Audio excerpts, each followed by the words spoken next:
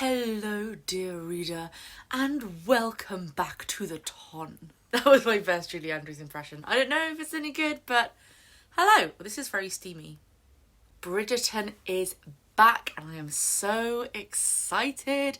It has been a long wait. A long wait, but it is finally back.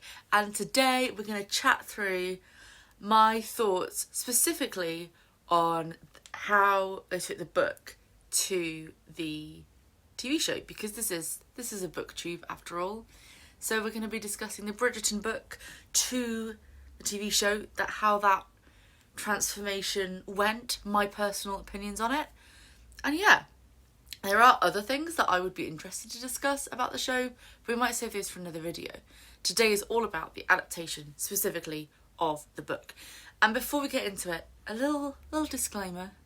I haven't read all the Bridgerton books. I have read 5 of them. So I've read up to Eloise's book. I haven't read Francesca, Gregory or Hyacinth's yet. Given that they're quite young on the show, I feel like hopefully I'm not missing too much in terms of what is already there. But I do plan on reading them as soon as I can. And I'd never heard of these books before the TV show came out. I started reading them last year. I'm not a die-hard book fan when it comes to the Bridgerton books. Some of them I really love, some of them I'm indifferent to. So, you know, this is coming from a relatively objective place. It's not coming from a place of my favourite book is being adapted and I have feelings. It's coming from a, that's interesting perspective. So with that in mind, let's get chatting about how the book, The Viscount Who Loved Me, became Bridgerton season 2. And a little shout out to the Easter egg in the first episode, that when Anthony was ticking off his list of girls he was visiting, that there was a Ms Julia and a Lady Quinn, or Miss Quinn and Lady Julia. There was a Julia Quinn reference and I really liked that. So of course the main characters in this season are Kate and Anthony, or Cantony if you will, and their romance. And I have to say that their romance, it was so good. We all loved them. We're all obsessed with Cantony. My overall summary of how their relationship was translated from book to show would be vibes, not plot. A lot of plot was changed. I personally think for the better.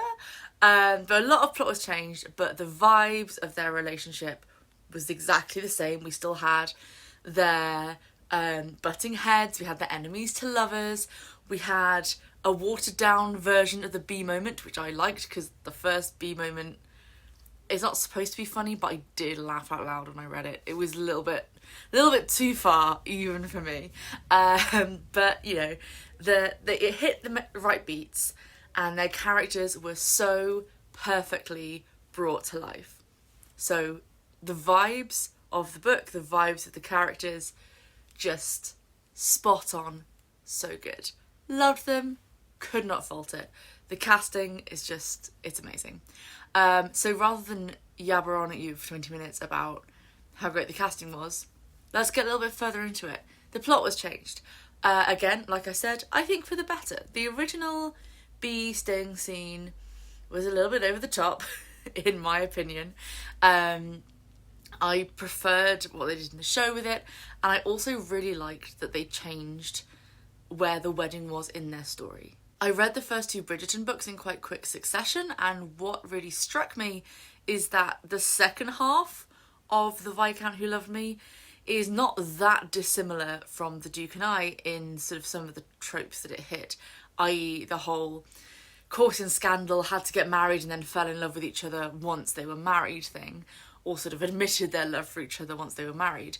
So I think it was good to change it, switch it up, give something a bit different for sort of the marriage aspect, even though it did mean we didn't get to see them as a marriage couple very much. But you know, I think the payoff was worth it personally. I do know that a lot of people were a little bit annoyed that some of the kind of key moments, like the library scene, that they were sort of referenced that but weren't there in their entirety, and I can kind of get that. I think if I was a hardcore fan of this book, then I might have felt differently about it, because it's a book that I enjoyed, but I'm not, you know, hugely attached to the finer details of the plot. I was quite happy with it as it was. The Pall Mall scene though, loved the Pall Mall scene. That was exactly as I'd ever hoped it would be. The way that like big families are depicted in this show is just, it's amazing. It's glorious. We all know this. That's why we love it. Most of the changes plot-wise were made to Edwina, Kate's sister, and that really, really changed the dynamic of the story a lot. And there are some things I think worked, some things I sort of missed. And first of all, I do think that changing it so that Edwina had feelings for Anthony was the right decision, because it extended that story across the 8 episodes that we needed, you know? They needed that to kind of drag it out isn't the right word, because I enjoyed every minute of it. But the pacing changes when you go from a single romance book to an 8 episode series. You need extra obstacles in the way of that happy ever after. And I think having her have feelings for Anthony, or think that she has feelings for Anthony, or getting more involved with Anthony, was a really good way of kind of slowing down that pace and stretching it across the 8 episodes. That being said, there were so many wonderful things about Edwina that didn't make it in. I just hoped that we'd see more of her intellect and her interest and curiosity in the world.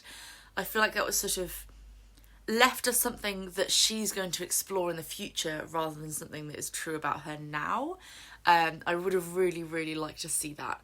Unfortunately, I sort of can't help but think that maybe they wanted to give Eloise more of the sort of well-read, intelligent, looking for information, not like other girls trope.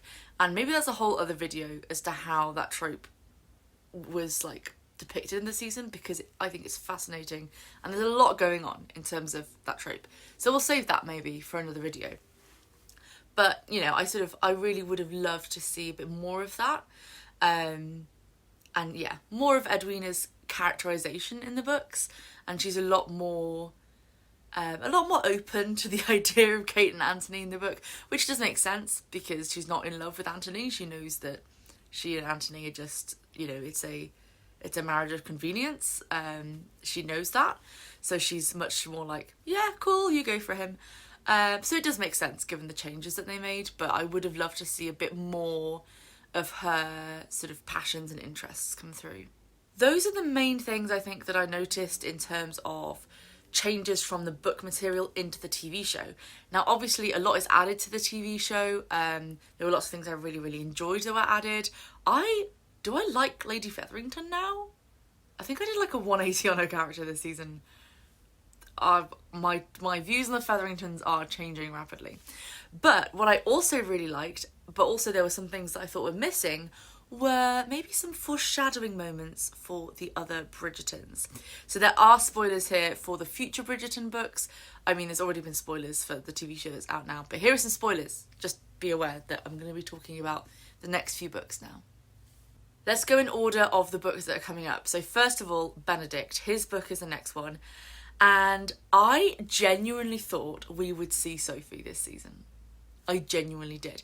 Because the start of Benedict's book, then he meets this mysterious girl at a masked ball.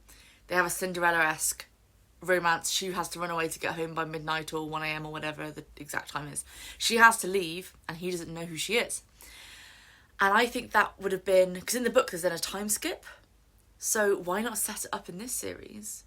And like, you know, I think that could have been a good character arc for him, is him looking for this girl, and then in the next series then is the actual like main bulk of the plot of An Offer from a Gentleman. I think that's the title of it. That's very bad. Benedict's book. In my head they're just known by which Bridgerton they're about. So yeah, I was really hoping / expecting to see Sophie this season.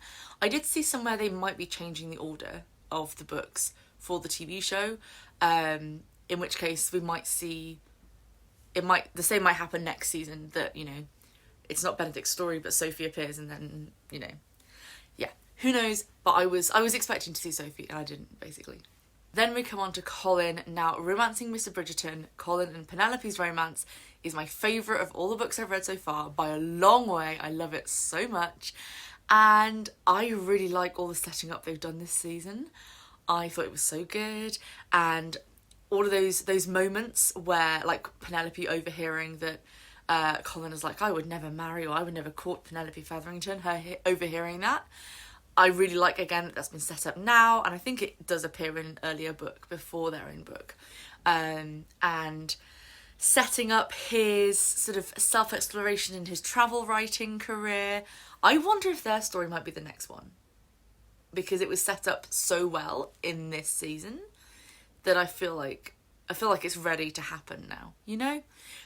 So yeah, I was really pleased with how Colin and Penelope's story was set up. I thought it was done so well. I'm so excited for those two to get together and for Penelope to be the romantic lead. Yes, I'm so excited. And finally, Eloise. So Eloise's story was also slightly referenced in this series, and I'm intrigued to see where it goes.